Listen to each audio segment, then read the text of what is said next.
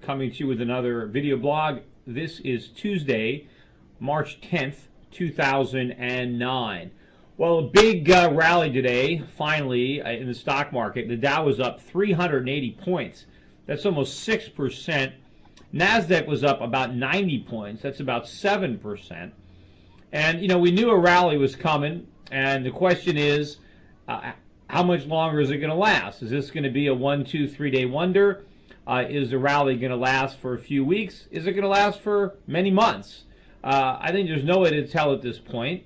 But one thing I'm confident of is that the bear market is not over, especially when you have these type of violent rallies.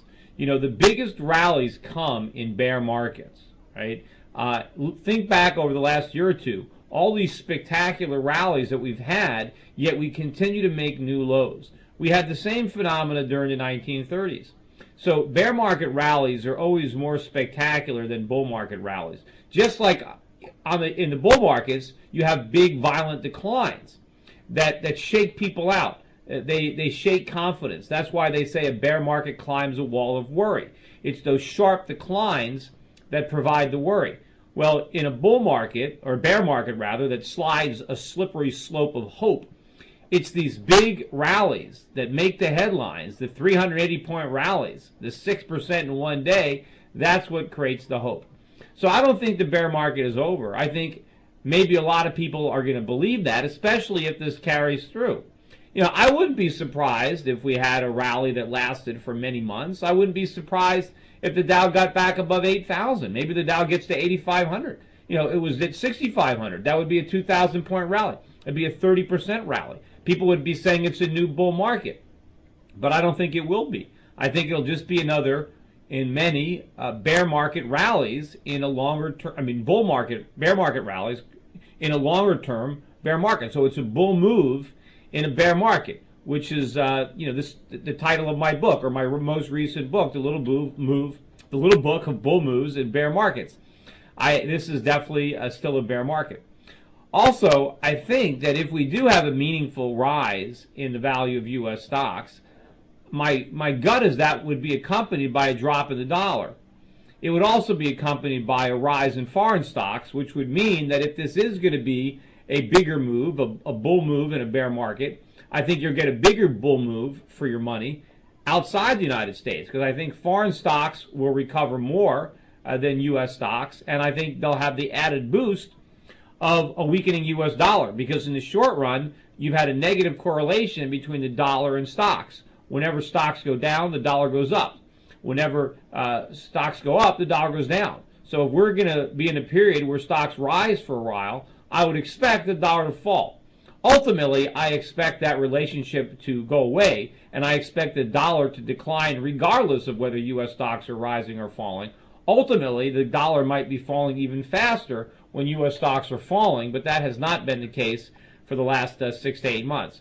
But in any event, if this rally turns into something bigger than just a few days, I would expect it to be an even greater rally abroad, and even more reasons to be invested in foreign stocks for this bounce rather than in U.S. stocks. Also, you know, something interesting today, I was watching a speech that Ben Bernanke made in front of the, I guess was it Foreign Relations Committee. I forget who he spoke in front of. Council for Foreign Relations. Council for Foreign Relations. Anyway, it was very interesting because in the beginning of the speech, and you can get the whole text online, but in the beginning of the speech, he actually acknowledged why we have an economic crisis. He said that the crisis began as a result of global economic imbalances.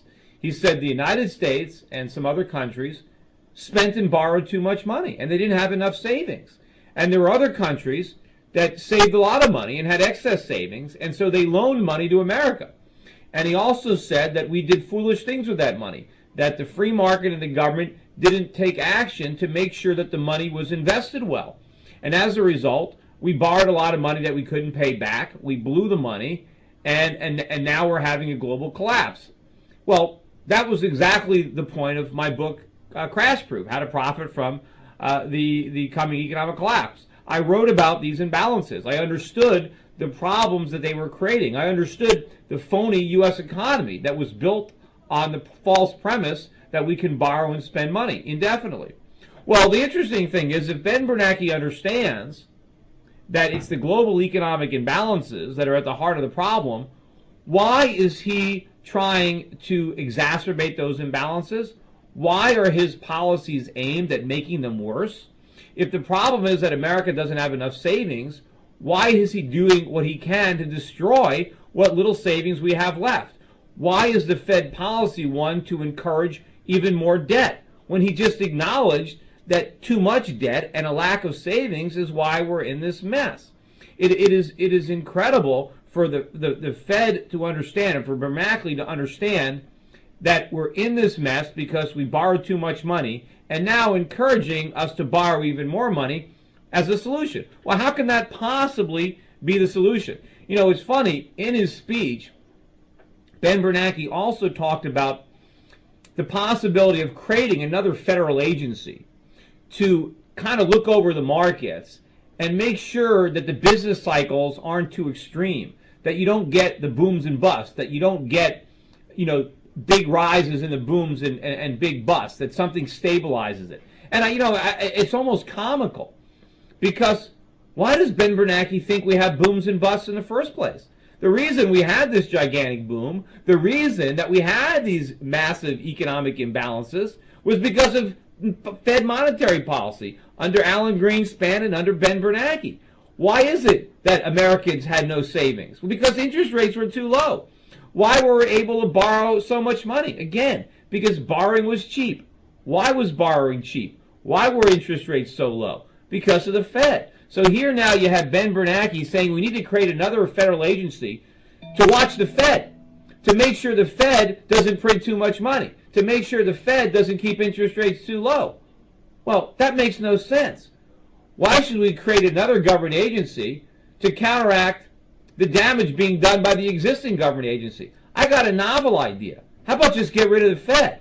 Why not just have no agency that we need a watchdog for? That would be a lot cheaper. We wouldn't have to hire all these bureaucrats. I mean, the Alan Greenspan and now Ben Bernanke did all the damage that he's now talking about.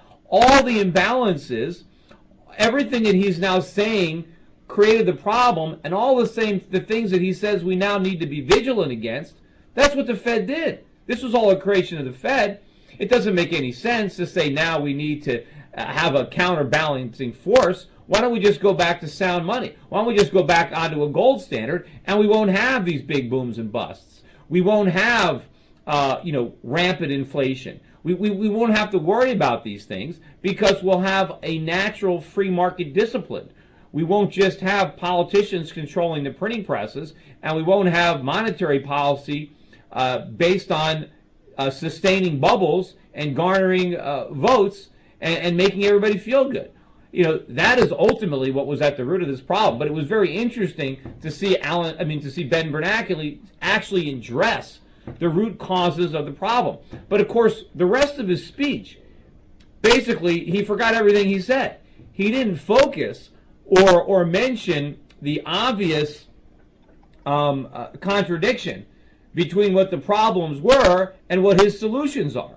Because all of his solutions involve further running up those imbalances, right? We're borrowing even more money from foreigners. And he actually mentioned that we didn't use the money we borrowed wisely. Of course we didn't. We spent it. We didn't invest it. We spent it. Well, what are we doing with the money we're borrowing now? What are we doing with all these big deficits? We're spending that money too. We're spending it exactly the same way we spent money in the past, except now we're doing it in a grander fashion.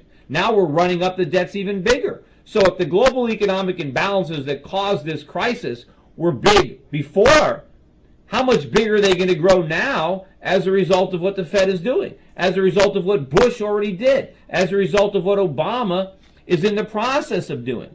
And of course, now we're having to borrow so much money from the world, the world's not going to have any money for anything, for any other productive investments. The U.S. government is going to crowd out everybody. We're going to basically take all of the world's savings and squander every penny of it. The only help the world has, and the only help of eliminating these economic imbalances,